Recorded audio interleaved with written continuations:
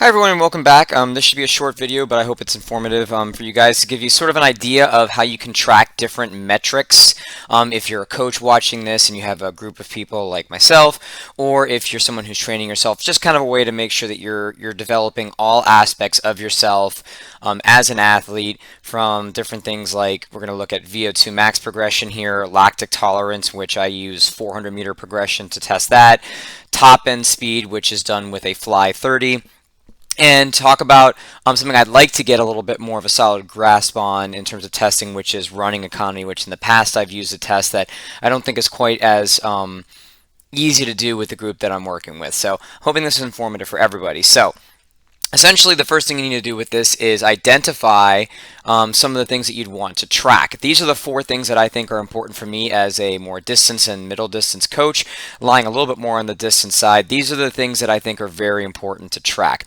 VO2 max pace, which is basically your 2-mile pace, your mile pace within your 2 miles. So the second number here we're tracking. You can also do it. This young man right here was much more of a middle distance runner, so you can track it from taking the mile and converting it also if you need to. So VO2 max, or that 2-mile pace, the fastest aerobic pace you can go. Lactic tolerance, I think, is important for anybody to be able to manipulate their 400-meter to track how fast you can go in the critical zone of a race. And then top end speed in the fly 30. Running economy, that longer aerobic pace, lactic threshold is another way of kind of looking at it. So let's take a look at this. So not only do you need to know what you want to measure, you want to have an idea of the events that you're doing. So as a distance coach, this is what's important to me. If we were to look at, and this is from the IAAF coaching curriculum, a study from Matter and Hartman. It looks at the percentage of the energy share from the different events. So I'm dealing with things from typically the 800-meter and longer. So this is looking at the fact that the creatine phosphate system, or fly 30 alactic system, is a lower percentage, but I'm still tracking it because it's still a significant contribution. Would be more tested from your 400-meter pace, which is significant contribution in all these races, not marathon, but really out to 5K. And then aerobic, which is measured from both the running economy side and the VO2 max side. So if you're a coach watching this that's in a more short type of shorter, quicker type athletes, you might not look nearly as much as something like VO2 max, just not obviously as important, and you wouldn't really want your kids to do a 2-mile test like I've really talked about. But there might be another way of testing their aerobic development that I'm not thinking of that is in sort of the sprint world of things. If you're somebody that is a hurdle coach, you might have some kind of drill in which you want to see what they are over 3 hurdles, or over the first hurdle, or how many steps to the first hurdle, or something like that. Just figure out what the metrics are for your event so that you can track this for a couple different reasons. Maybe strength for a throwing coach, or something to that effect. Something plyometrics for a jumps coach, something like that. So just kind of keep that in mind. This isn't just for what I'm looking at here. You can make this for anything that you're trying to track. So if we look back here, when we're figuring this out, there's a couple reasons why you want to do this. As a coach, you want to make sure that you're developing all aspect of your kids. And if you're training yourself, you want to make sure that you're not just defaulting to kind of the workouts that you enjoy. It's real easy. I kind of would view myself as more of a mileage kind of coach, somebody who lends themselves more to the longer end. In the high school range in cross country, we're probably between 50 and 60 miles a week. And in the track season with my 3,200 meter runners, probably about 50 to 55 miles a week, something like that. And it's really easy for me to just sort of look at this and pat myself on the back and say, oh, look, their VO2 max is getting better. It's much easier for me to kind of neglect these other areas just because of the kind of runner that I was personally, and also the type of things that I always maybe value a little bit more when I'm looking at this. This is a good way of keeping yourself honest, both as a coach and if you're training yourself through all these things, to make sure that you're hitting all aspects. So what you'll notice in here is the blue are some things that I still need to update. I know I've done a recent VO2 max test that I need to update for these kids. I just did a fly 30 workout last week and I haven't updated these. That's what the blue indicates. The yellow indicates people that had percentage change in the positive value of better than 10%, so they're kind of like the rock stars in these areas. But obviously there's different reasons why you would look at that. So I'm going to take this example here from probably the best distance athlete we've ever had at our school, a kid named Trey Rivers, who's currently running at the University of Illinois, Chicago. Why he doesn't have any of these highlights next to his name, and you need to be obviously careful of just looking at percentage, but it's something to look at. So Trey came in. What I do is at the end of their freshman year, I track this. Now you'll see some indicators here. Some of these kids either joined as an older runner like Brady did, or I just didn't start doing these things on them until later. So these are things that are going to be more useful if you track them from their freshman year on, why keeping notes is so important. So Trey was 9:58 at the end of his freshman year, a VO2 max of 4:59.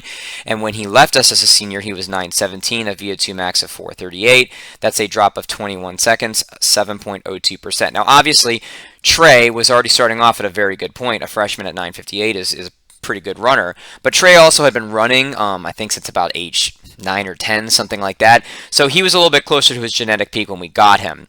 Versus, let's say, a runner like, let's take, for example, how about Anthony here? A similar type runner as Trey, a much more distance type runner. As a freshman, he came in at 11:54, and we got him all the way down to 9:55. That's a 60-second drop. Anthony had been running for a decent amount, maybe about 2 years before he got to us, I think about 7th grade in middle school. So let's really look at somebody, Jackson, who had never run before joining us in high school. He is currently a senior, so he has time to move this down. 11:48 as a freshman, 10:35 as a junior, 32-second progression, so he's 10:09. So the kids that are newer to running, you're going to see a bigger drop just naturally. They haven't gotten closer to their genetic peak. Coming back here, down here, we're looking at Trey. As a freshman, he was 57.8. And as a senior, he was 53.32. Drop of 4.42 seconds, 7.6% progression. So pretty similar if you look at his VO2 max development and his lactic tolerance development. Now, I would have liked to see us able to get him a little bit faster in his fly 30, 4:31. Maybe we could have gotten him down to the 3.2, maybe 3.1 on a really, really good day. So he dropped less than a tenth of a second, still a 2.4% progression.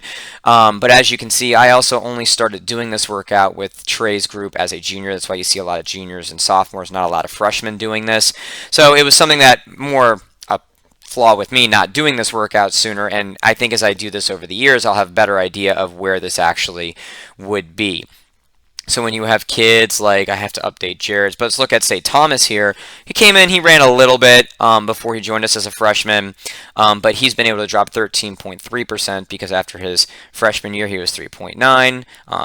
His freshman year was when Trey was a junior, and then 3.38 is where he is currently as a junior himself. So over the 3 years, we've been able to get him 13.3% better, a little bit more than half a second. So that's just kind of things that you can sort of take a look at.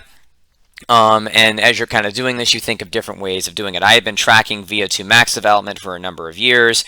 Then I kind of started tracking this over a number of years. This is something I added a little bit later as I was thinking about these progressions. Now, something that you kind of sort of always evolving. As I mentioned, I want to get better at tracking their running economy. It's something that maybe not as important for the 3,200 meter or the 5K, but for the mile, for the 800, and if you had somebody that were to try to go to college and be a 10K runner, this is really, really important for them.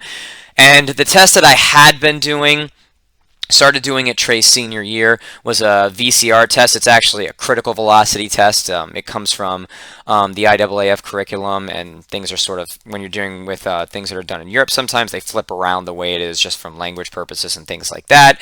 So that's velocity reached at critical speed or something like that is what actually VCR is, but it's a critical velocity test. Typically, it's 92% of your current date pace VVO2 max, and it's close to your 10K pace. And the way we tested it was 30 minutes as fast as you can go, and then there's a conversion table that I have. You also can do it by just the straight pace. They could do 4 an hour, which would be a straight test of critical velocity. The problem that you have with this is it's just really hard for high school athletes to do this, to really go 30 minutes at your best possible potential. I really wouldn't want a high school kid to go for an hour as fast as they possibly could. It's just, I mean, they could do it, but what could you do for the 2-3 days afterwards? You're just going to have to do a ton of recovery runs after. So I'm still trying to figure out the best way to track this, so it's always sort of a work in progress for me. I've kind of considered simply taking their VO2 max and figuring out what 85% of it, but obviously that's going to be a straight, whatever this drops, this ends up dropping too. So something that I'm still kind of working with. If anybody has a way that they do track running economy, if you have a great way of doing it, please mention it down in the comments down below. I would greatly appreciate it. But these are just different ways that you can use to track your athletes, make sure you're staying on top of things, make sure that you are hitting all aspects of your kids. And the most important thing is knowing the demands of your race, the event that you're in. That's the most critical thing, because every workout you do has a specific training adaptation. And if you're not thinking about, well, I'm dealing with 800 out to the 3200 meter, obviously VO2 max is important, 400 meter pace is important, top end speed is important, and running economy is very important. Those are the things that I've kind of identified as critical, and over time I may come up with some more. So just kind of a nice way that you can kind of keep this all in one place. I do show it to my athletes just sort of periodically so they can kind of see it, but it's really more meant for you, as if you're a coach looking at a bunch of different people that you're training, or if you're just trying to train yourself for some reason, kind of a nice way to put it all into one place. So if you like this video, please think about liking or subscribing. If you have any questions, please ask them in the comments down below. And until next time, this has been Coachy TV.